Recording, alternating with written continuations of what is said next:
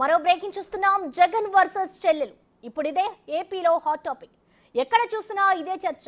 అన్నా చెల్లెల మధ్య వార్ ఏపీ రాజకీయాలను షేక్ చేస్తోంది. వైఎస్ ఫ్యామిలీ వార్ తారాస్థాయికి చేరింది. జగన్, షర్మిల, సునీత మధ్య మాటల యుద్ధం నడుస్తోంది. నిన్న మొన్నటి వరకు ఆరోపణలు ప్రత్యారోపణలకు పరిమితమైన డైలాగ్ వార్ ఇప్పుడు మంటలు రేపుతోంది. వివేక హత్య విషయంలో మొదలైన వివాదం ఎన్నికల నేపథ్యంలో పతాక స్థాయికి చేరింది.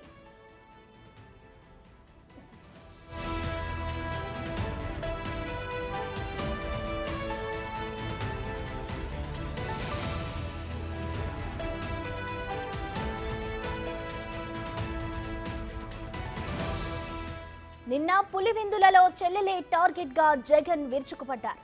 చెల్లెళ్లు చేస్తున్న ప్రతి ఆరోపణకు జగన్ కౌంటర్ ఇచ్చారు. అవినాష్ ఏ తప్పు చేయలేదని, నమ్మాను కాబట్టే టికెట్ ఇచ్చానని చెప్పుకొచ్చారు. వైఎస్ఆర్ పేరును ఎఫ్ఐఆర్లో చేర్చిన వారితో కలిసిన వారు వైఎస్ఆర్ వారసులు ఎలా అవుతారని ప్రశ్నించారు. వివేకాను ఎవరు చంపారో, ఎవరు చంపించారో అందరికీ తెలుసన్నారు. మరోవైపు పసుపు చీర కట్టుకొని వెళ్లి మోకరిల్లారంటూ జగన్ చేసిన వ్యాఖ్యలపై సొంత పార్టీ నుంచి కూడా సర్వత్రా విమర్శలు వ్యక్తమవుతున్నాయి. మరి ఆ వైఎస్ఆర్ మీద కుట్రలు కుతంత్రాలు చేసిన ఆయన శత్రువులతో పసుపు చీర కట్టుకొని వారి ఇళ్లకు వెళ్ళి వారికి మోకరిల్లి వారి కుట్రలో భాగమవుతూ వారి స్క్రిప్టులను వారు చెప్పినది మక్కి టు మక్కి చదివి వినిపిస్తూ కుట్రల్లో భాగమవుతా ఉన్న వీళ్ళ వైఎస్ఆర్ వారసులు అడుగుతా ఉన్నాను మీ అందరి సమక్షంలో. జగన్ వ్యాఖ్యలకు అంతే స్థాయిలో కౌంటర్ ఇచ్చారు సునీత, షర్మిల. హత్య చేయించిన వారెవరో సిబిఐ చెబుతున్నా జగన్ తప్పించుకునే ప్రయత్నం చేస్తున్నారని సునీత అన్నారు. కోర్టులు, దర్యాప్తు సంస్థలు అంటే గౌరవం లేదా అని ఆమె ప్రశ్నించారు. అవినాష్ చిన్న పిల్లాడన్న జగన్ వ్యాఖ్యలపై సెటర్లు వేశారు సునీత. చిన్న పిల్లలకు ఎంపీగా టికెట్లు ఇవ్వరని, చిన్న పిల్లాడిని 2 సార్లు ఎలా ఎంపీగా చేశారని నిలదీశారు.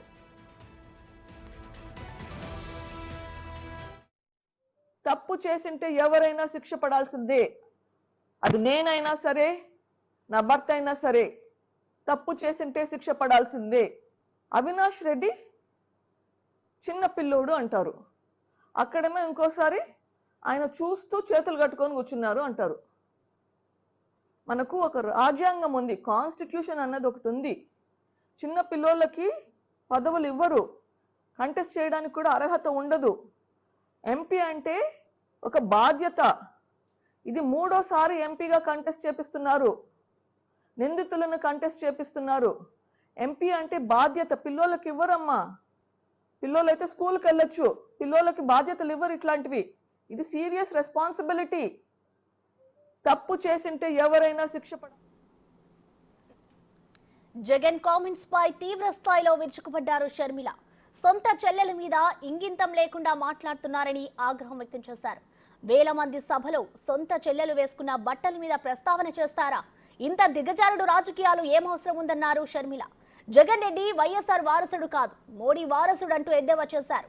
అక్రమాస్తుల కేసులో వైఎస్ పేరు చేర్చింది స్వయంగా జగన్ లాయర్ అంటూ సంచలన వ్యాఖ్యలు చేశారు షర్మిల.